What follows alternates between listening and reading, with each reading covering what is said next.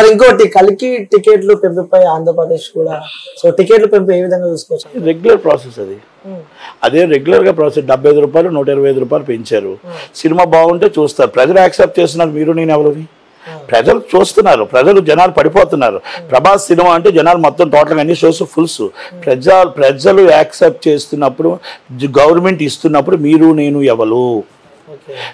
ప్రజలు టికెట్ తీసుకోకపోతే ప్రజలు గవర్నమెంట్ని ఎలా తిరస్కరించారు? మొన్న టికెట్లను కూడా తిరస్కరించారు అనుకోండి, అప్పుడు యాక్సెప్ట్ చేయలేదని చెప్పొచ్చు. ప్రజలు తీసుకుంటున్నారు టికెట్లు కనుక మన దాన్ని ఏం అనలేము. అంటే మన ఇబ్బంది పడే అవకాశాలు అంటే సామాన్య ప్రజలకు కూడా ఇబ్బంది. సామాన్య ప్రజలు టికెట్లు కొనుక్కుంటున్నారు కదా. మీరు టికెట్స్ అన్ని ఫుల్స్ వెళ్ళిపోతున్నప్పుడు మనం వాళ్ళు ఎక్కడ ఇబ్బంది పడ్డారు అనుకుంటాం? ప్రజల్లో అది రియాక్షన్ రావాలి, మనలో కాదు. ప్రజల్లో రియాక్షన్ వస్తే గవర్నమెంట్లో ఆలోచన వస్తుంది.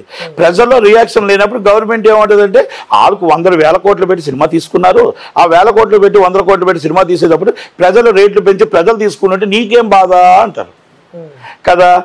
నేనేమంటానంటే నా బాధ ఏమంటానంటే నాకేం బాధ లేదు. కాకపోతే ఒక అభిమానులు అందరూ కలిపి వాళ్ళు ప్రేమించే ఆ హీరోకి వాళ్ళ జీతాలు ఎంత, మిడిల్ క్లాస్ జీతాలు ఎంత, కింద నుంచి జీతాలు ప్రేమించే ప్రాణం పెట్టే ఆ అభిమాని ఎలాగైనా ఆ హీరో సినిమా చూడాలని 2,000 టికెట్లు కొనుక్కొని వెళ్ళిపోతే రిపీట్ రన్ ఎన్నిసార్లు చూడగలుగుతాడు?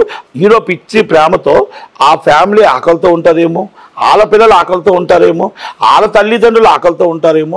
ఒక్కసారి పెద్ద మనసుతో మీ అభిమానిని మీరు ఒక్కసారి హీరోగా ఆలోచించి ఇది మన కరెక్టా కాదా, మనం ఎంత రేటు పెడితే మన రిపీట్ రన్ మనం చూడగలుగుతారు, అభిమానులు మనం అభిమానులను కాపాడగలుగుతామా, మన కాస్ట్ ఆఫ్ ప్రొడక్షన్ తగ్గించుకుంటే బాగుంటుందేమో, మన రెమ్యునరేషన్ తగ్గించుకుంటే బాగుంటుందేమో అనేది హీరో ఆలోచించుకోవాలా. అంటే అభిమాని అంటే ఏంటో తెలుసా? పిల్లలతో సమానం. అభిమాని అంటే ప్రాణం పెట్టేవాడు సమానం. ఆ హీరో అంటే ఎవరో తండ్రి. అంటే ఆ తండ్రి పిల్లల్ని కాపాడుకోవాల్సిన బాధ్యత ఎవరికి ఉంది కదా. అభిమానులను కాపాడుకోవాల్సిన బాధ్యత హీరోకి ఉంది. కాబట్టి ఆ హీరో దాన్ని అంతటిని బేర్ చేసుకొని ఆ అభిమానికి ఎంత జీతం వస్తుంది, ఆ కుటుంబ పోషాకర్తను ఎంత, నాలాంటి సినిమా వస్తున్నప్పుడు ఆ హీరోకి ఆ అభిమాని ఎంత ఖర్చు పెట్టేస్తాడు, ఆ ఖర్చు పెట్టేటప్పుడు ఏంటి అనేది ఒకసారి ఆలోచించుకోవాలి. ఒకప్పుడు అభిమాన సంఘాలన్నింటికి మార్నింగ్ షోలు బెనిఫిట్స్ ఫ్రీ ఇచ్చేవారు.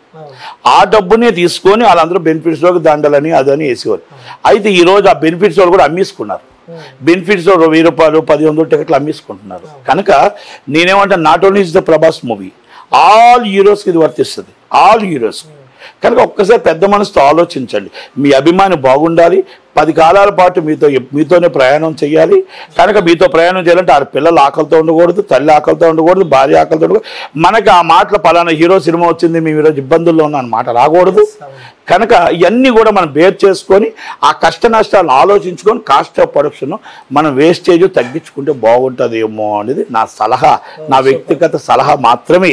ఇది ప్రజలు అర్థం చేసుకుంటారా, లేకపోతే కింద కామెంట్స్ అడ్డమంతి ఇట్లో నన్ను ఫ్యాన్స్ తిడతారా, వాళ్ళ ఇష్టం అది. ఎందుకంటే నేను నా స్వార్థం నా ఇంటి కోసం నేను చెప్పలే, అది అందరి కోసం చెప్పాను. కాబట్టి మంచి అయితే నేను యాక్సెప్ట్ చేయండి, చెడు అయితే అడ్డమంతిట్లో తిట్టండి, ఎవరిష్టం వాళ్ళు.